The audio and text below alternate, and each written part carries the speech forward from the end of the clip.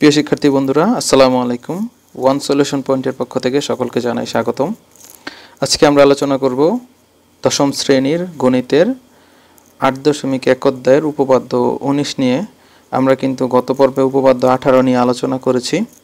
তো উপপাদ্য ১৮ যারা বুঝতে পারছো তাদের জন্য আজকের এই ক্লাসটা খুব সহজ হবে, কারণ দুইটা উপপাদ্যের নিয়ম প্রায় সেম। তো যাই হোক, আমি আজকের ক্লাসে এই উপপাদ্য ১৯ নিয়ে বিস্তারিত আলোচনা করব। তো চলো শুরু করা যাক।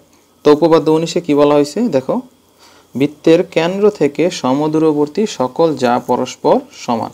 অর্থাৎ বৃত্তের কেন্দ্র থেকে যদি দূরত্ব সমান হয়ে যায় দুইটা জ্যায়ের, তাহলে ওই দুইটা জ্যা পরস্পর সমান হবে। ঠিক আছে? তো আমি এটা সাধারণ বিশেষ নির্বাচনটা একটু লিখি, তাহলে তোমাদের জন্য বুঝতে সুবিধা হবে। তাই আমি লিখি, মনে করি ও কেন্দ্র বিশিষ্ট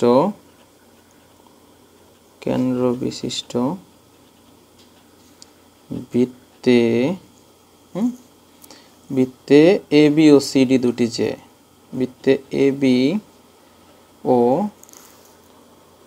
সিডি দুটি জ্যা। এখন ও থেকে এ বি এর উপর আমরা একটা লম্ব আঁকবো, সেটার নাম হচ্ছে ও ই, এবং ও থেকে সিডি এর উপর একটা লম্ব আঁকবো, সেটার নাম হচ্ছে ও এফ। লম্ব কেন আঁকলাম আমরা সেটা বলতেছি। তো আমি লিখে রাখি, ও থেকে এ বি ও সিডি এর উপর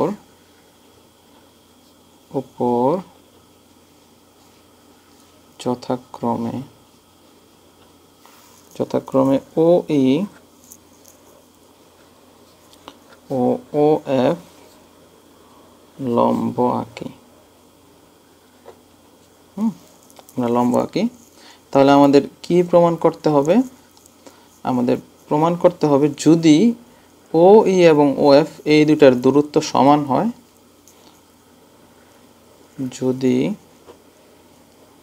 যদি ও ই সমান ও এফ হয়, তবে প্রমাণ করতে হবে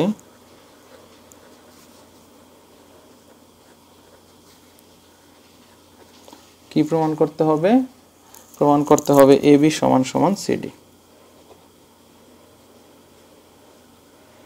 আচ্ছা দেখো, আমি প্রশ্নটা এবার বুঝাই ভালো মতো। এর কেন্দ্র থেকে সমদূরবর্তী সকল যা পরস্পর সমান, অর্থাৎ কেন্দ্র থেকে সমদূরবর্তী সকল যা। তাহলে কেন্দ্র ও থেকে সমান দূরত্বে আছে ও ই এবং ও এফ। এই দূরত্বে থাকা যা হচ্ছে এ বি ও সিডি। অর্থাৎ আমাদের ও ই এবং ও এফ এর দূরত্ব যদি সমান হয়ে থাকে, তাহলে আমরা প্রমাণ করে দেখাবো এ বি আর সিডি যা দুইটা সমান। এখন এখানে প্রশ্ন হচ্ছে, আমরা তো এখানে লম্বের কথা কেন উল্লেখ করলাম? দেখো, ও থেকে এ বি ও সিডি এর উপর, এই যে ও থেকে এ বি ও সিডি এর উপর যথাক্রমে ও ই এবং ও ই ও ও এফ লম্ব আঁকি। এটা কেন আঁকলাম? দেখো, দুইটা রেখার মধ্যবর্তী দূরত্ব যদি বলি, হ্যাঁ, আমি বললাম এটা একটা রেখা, এটা একটা রেখা, এটার মধ্যবর্তী দূরত্ব কত? তাহলে তুমি কখনোই দূরত্বটাকে এইভাবে বের করবা না। দেখো, তুমি দূরত্ব নিশ্চয়ই এভাবে বের করবা, মানে এরকম খাড়া একটা রেখা আঁকবা, তাই না? তাই তো, এই বাঁকা করে তো রেখা আঁকবা না। এখন দুইটা রেখার মধ্যবর্তী সবচেয়ে ক্ষুদ্রতম দূরত্বই হচ্ছে ওই রেখার মধ্যবর্তী দূরত্ব। এবং এই দেখো, এই রেখাটা যত ছোট হতে থাকবে, তত আমরা সরাসরি দূরত্বটা ঠিকমতো পাবো। মানে আমি বলতে চাচ্ছি যে এই দুইটা রেখার মধ্যবর্তী দূরত্ব আমরা কিভাবে মাপি? এরকম সোজা মাপি। দেখো, ঠিক আছে? এটাই কিন্তু এই এ বি আর সিডি এর মধ্যবর্তী দূরত্ব বোঝাচ্ছে, তাই না? এখন আমরা যদি এভাবে বাঁকা করে আঁকতাম, তাহলে কিন্তু এটা মধ্যবর্তী দূরত্ব বোঝাতো না। এই এ বি আর সিডি এর বোঝাতো না। তো এখন দেখো, এই রেখাটা যত সংক্ষিপ্ত হবে, একেবারে সবচেয়ে খাড়া হলে, এইভাবে হলেই এই শর্ট দূরত্ব পাবো আমরা। হ্যাঁ, মানে রেখাটা যত এরকম খাড়া হলে মানে এটা যদি 5 মিটার হয় এটা কিন্তু হবে 4 মিটার, ঠিক না? বা আমি এই রেখাটা হচ্ছে 4 মিটার, মানে শর্ট হবে। দুইটা রেখার মধ্যবর্তী দূরত্ব যেটা সবচেয়ে কম দূরত্ব বোঝাচ্ছে সেটাই আমরা কিন্তু হিসাব করি, ঠিক আছে? আর সবচেয়ে কম দূরত্ব হলে কিন্তু তারা লম্ব হয়ে যায়। দেখো এ বি এবং সিডি এর মধ্যে এই রেখা কিংবা এই রেখার মধ্যে এই রেখাটা হচ্ছে সবচেয়ে কম দূরত্ব, মানে এর থেকে কম দূরত্বে আর কোনো রেখা আঁকা যাবে না এখানে। তাহলে এরকম দূরত্বে আঁকলে কিন্তু এখানে 90 ডিগ্রি কোণ অটোমেটিক তৈরি হয়ে যায়, ঠিক আছে? এখানেও 90 ডিগ্রি কোণ অটোমেটিকলি তৈরি হয়ে যাবে। আবার আমরা এখানেও বলতে পারি যে এখানে একটা বিন্দু রাখলাম, এখানে একটা রেখা টানলাম। এখন আমি এখানে এর সাথে কম্পেয়ার করো। দেখো কেন আমাদের ও থেকে এ বি এর দূরত্ব নির্ণয় করার জন্য আমাদের লম্ব আঁকতে হয়েছে। ও থেকে এ বি ও সিডি এর উপর ও ই এবং ও এফ লম্ব আঁকি। কেন লম্ব আঁকলাম? কারণ আমাদের ও থেকে এ বি এর যখন দূরত্বের কথা বলেছে, সমদূরবর্তী দূরত্বের কথা বলেছে, হ্যাঁ, কেন্দ্র থেকে, বৃত্তের কেন্দ্র থেকে সমদূরবর্তী, অর্থাৎ কেন্দ্র থেকে যখনই আমরা দূরত্ব বলতেছি তখনই কিন্তু আমাদের লম্ব আঁকতে হবে। এর জন্য আমরা লম্ব আঁকছি। অর্থাৎ এখানে একটু দেখো, এই যে ও থেকে ধরে নাও এটা হচ্ছে এ বি লিখলাম। এখন ও থেকে যদি আমি এইভাবে বলি তাহলে কিন্তু এই এ বি রেখার দূরত্ব বোঝায় না, বোঝায় না। তাহলে কিভাবে আমরা দূরত্বটা আঁকবো? যখনই আমাদের এটাকে শর্ট করে ফেলবে। এই যে এখন এটা হচ্ছে ও থেকে এ বি এর দূরত্ব বোঝাচ্ছে, তাই না? আর সেই জন্য কিন্তু এখানে অটোমেটিকলি কত ডিগ্রি কোণ উৎপন্ন হয়ে গেছে? 90 ডিগ্রি কোণ উৎপন্ন হয়ে গেছে। এইখানে কিন্তু 90 হয় না, খেয়াল করছো? ফলে এই যে দূরত্ব বোঝাচ্ছি এর জন্য আমাদের লম্ব আঁকতে হইতেছে, ঠিক আছে? তাহলে আমরা এখানে কিন্তু কি করলাম দেখো, ও থেকে এ বি ও সিডি এর উপর যথাক্রমে ও ই ও ও এফ লম্ব আঁকে। যে ও থেকে এ বি ও সিডি এর উপর একটা লম্ব আঁকলাম ও ই, তাহলে এখানে একটা 90 ডিগ্রি কোণ পাবো। এবং সি এফ যখন লম্ব আঁকতেছি সিডি এর উপর তখন এখানে আমরা 90 ডিগ্রি পাবো। ওই দিক দিয়েও পাবো, কিন্তু আমাদের ওটা চিন্তা করার দরকার নেই। এই পাশে 90 ডিগ্রি হলে ওই পাশে অটোমেটিকলি 90 ডিগ্রি হবে। অর্থাৎ একটা রেখা কি করে পুরো 180 ডিগ্রি কোণ তৈরি করে, সরল রেখা। এর মধ্যে একটা 90 ডিগ্রি হয়ে গেলে ওই পাশেটা তো অটোমেটিকলি 90 ডিগ্রি হবে, ঠিক না? আমাদের এখন কি প্রমাণ করব? যদি আমাদের এই ও ই আর ও এফ সমান হয়, মানে ও ই এর দূরত্বের সাথে যদি ও এফ এর দূরত্ব কি হয়? সমান হয়, তাহলে প্রমাণ করতে হবে যে যা দুইটা সমান, অর্থাৎ এ বি আর সিডি এই যে দুইটা কি সমান, ঠিক আছে? তো এখন আমাদের অঙ্কন করতে হবে, হ্যাঁ, অঙ্কনটা লাগবে। তো দেখো আমাদের অঙ্কনে আমরা কি লিখতেছি, অঙ্কন। এখন অঙ্কনটা কেন দরকার? কারণ আমাদের কিন্তু এখানে কোনো ত্রিভুজ নাই, মানে প্রমাণ করতে হলে আমাদের একটু ত্রিভুজ লাগে, এটা মনে রেখো। তো আমাদের সেজন্য কি করব, মানে আমাদের যে ম্যাক্সিমাম জ্যামিতিগুলো আছে বৃত্ত সংক্রান্ত, এখানে আমাদের প্রমাণ করতে হলে কিন্তু ত্রিভুজটা লাগবে, একটু খেয়াল রাখো বিষয়টা। তো দেখো আমাদের এখানে আমরা যদি ও এটাকে যোগ করে দেই, এই যে ও এটাকে যোগ করে দেই, আর ওদিক দিয়ে যদি আমরা ও সিটাকে যোগ করে দেই, তাহলে কিন্তু আমাদের দুইটা ত্রিভুজ হয়ে গেল, ও এ ই আর ও সি এফ, দুইটা ত্রিভুজ হয়ে গেছে না? এখন কিন্তু আমাদের প্রমাণ করতে সুবিধা হবে, ঠিক আছে? এর জন্য আমরা কি করব, ও এ আর ও সিটাকে যোগ করব। তো লিখি ও এ, অঙ্কনে আমরা লিখব ও এ এবং কি ও সি, কমা দিয়ে লিখব মাঝখানে, ও এ এবং ও সি যোগ করি, ঠিক আছে? আচ্ছা, এখন আমাদের প্রমাণ অংশে চলে যাব। প্রমাণ, দেখো আমাদের প্রমাণ অংশে আমরা কি করব, আমরা এই ত্রিভুজের সাথে এই ত্রিভুজটা সর্বসম দেখাবো। এই 1 নম্বর ত্রিভুজের সাথে 2 নম্বর ত্রিভুজটা সর্বসম দেখাবো, অর্থাৎ সব দিক দিয়ে সমান। তাহলে আমাদের কি লাভ হবে? আমাদের একেবারে শেষের দিকে দেখব আমরা এ ই আর সি এফ সমান হবে। তো দেখো আমরা প্রমাণটা কি করব, এই দুইটা ত্রিভুজকে ও এ ই আর ও সি এফ ত্রিভুজকে সর্বসম দেখাবো। প্রথম টার্গেট হচ্ছে আমাদের এইটা। তো আমরা লিখি প্রমাণে যে ত্রিভুজ ও এ ই ও ত্রিভুজ ও সি এফ, এই দুইটা ত্রিভুজের মধ্যে কি কি আমরা মিল পাই সেটা একটু খুঁজে বের করব। দেখো আমি এটা খুবই মজার যে বৃত্তের ব্যাসার্ধ সব দিক দিয়ে সমান, তাই প্রথমে আমরা এটাই লিখতে পারি যে এই দুইটা ত্রিভুজের মধ্যে কি কি সমান দেখাইতে পারি, ও এ সমান ও সি। এটা কেন সমান দেখাইতে পারলাম, কারণ ও এ যেমন এই বৃত্তের ব্যাসার্ধ, ও সিও তেমনি এই একই বৃত্তের ব্যাসার্ধ, ফলে একই বৃত্তের ব্যাসার্ধ তো সমান হবেই। তো এটা লিখতে পারি উভয় একই বৃত্তের ব্যাসার্ধ। ঠিক আছে, একটা অংশ শেষ হলো। তাহলে ও এ সমান ও সি হলো। 1 নম্বর পয়েন্ট শেষ। দেখো আমাদের আরেকটা জিনিস বলছে, বৃত্তের প্রশ্নটাতে যদি আমরা একটু লক্ষ্য করি, বৃত্তের কেন্দ্র থেকে সমদূরবর্তী, অর্থাৎ এই যে কেন্দ্র ও থেকে সমান দূরে কে আছে, ই আছে এবং সমান দূরে এফ আছে। এই দূরত্ব দুইটা সমান, এই যে এইটা, হ্যাঁ, আর এই যে এটা প্রশ্নেই বলে দিছে। তাই আমরা লিখতে পারি কি, ও ই সমান ও এফ। এটা কি, এটা হচ্ছে দেয়া আছে, মানে প্রশ্নে আমাদের দিয়ে দেওয়া হয়েছে। ঠিক আছে, এখন আমরা কিন্তু যে আমাদের ভুলে গেলে চলবে না, আমাদের সর্বসম দেখাতে হলে 3টা শর্ত মিল করতে হয়।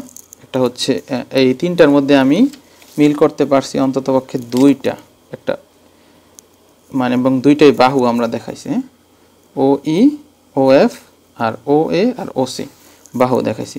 এবং দেখো আমরা কিন্তু ওই যে বললাম যে দূরত্ব বুঝালে আমাদের লম্ব হয়, তাহলে সেই অনুযায়ী এই কোণটা 90 ডিগ্রি, এই কোণটাও 90 ডিগ্রি। একটু আগে আমরা কিন্তু বলছি, তাই না? তাহলে আমরা এই কথাটাই বলতে পারি না যে যেহেতু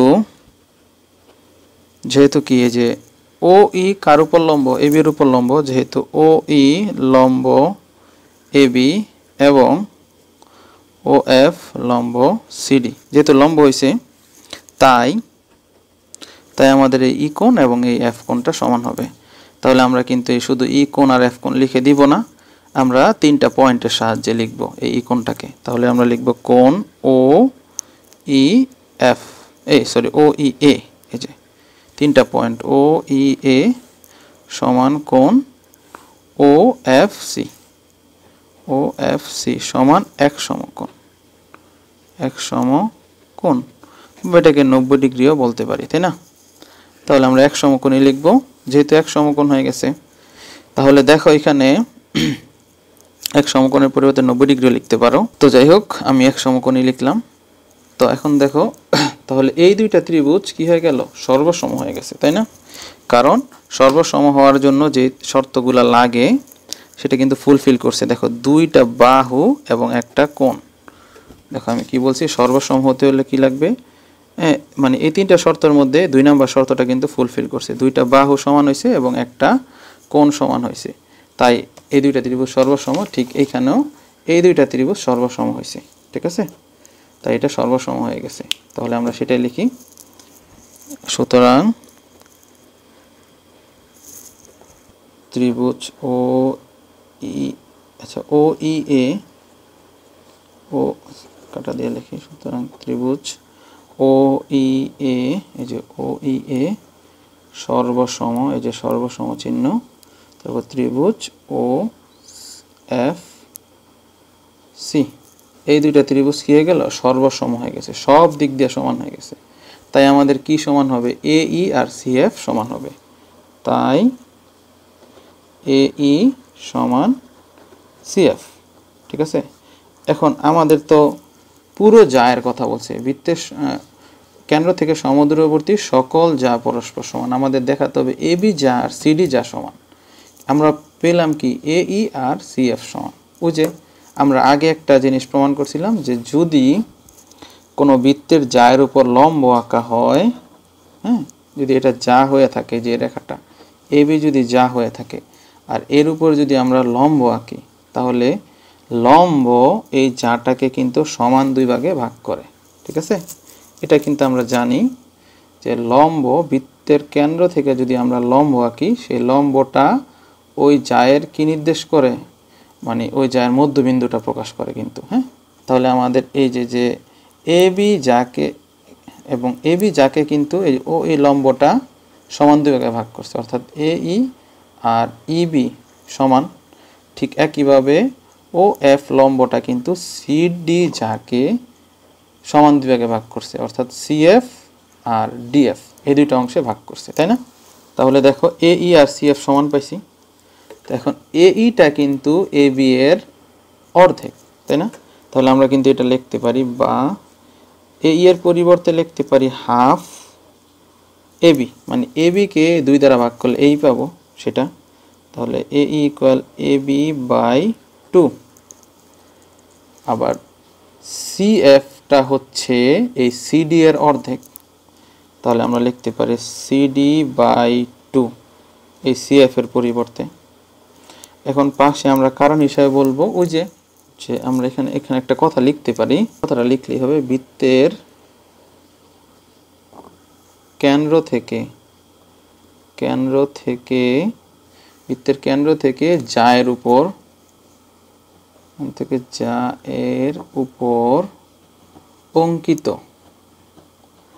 অঙ্কিত লম্ব, জায়ের উপর যে লম্বটা আমরা আঁকলাম অঙ্কিত লম্ব ওই যাকে কি করে সমদ্বিখণ্ডিত করে। অঙ্কিত লম্ব ওই যাকে কি করে সমদ্বিখণ্ডিত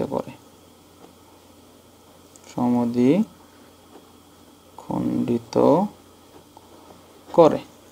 বৃত্তের কেন্দ্র থেকে জায়ের উপর অঙ্কিত লম্ব ওই যাকে সমদ্বিখণ্ডিত করে। এর জন্য আমরা এটাকে এইভাবে লিখতে পারছি এ বি বাই 2 এবং সিডি বাই 2। অর্থাৎ আরেকটু কথা এখানে অ্যাড করতে পারো, সমদ্বিখণ্ডিত করে, তাই কি হবে, তাই এই ই এবং এফ হবে, তাই ই ও এফ হবে এ বি ও সিডি জায়ের মধ্যবিন্দু। ঠিক আছে? তাহলে উভয় পক্ষ থেকে এই 2 বাদ দিয়ে দাও, বা উভয় পক্ষকে 2 দ্বারা গুণ দিয়ে দাও। তাহলে 2 দ্বারা গুণ দিলে কি হবে, সুতরাং এ বি সমান সমান সিডি।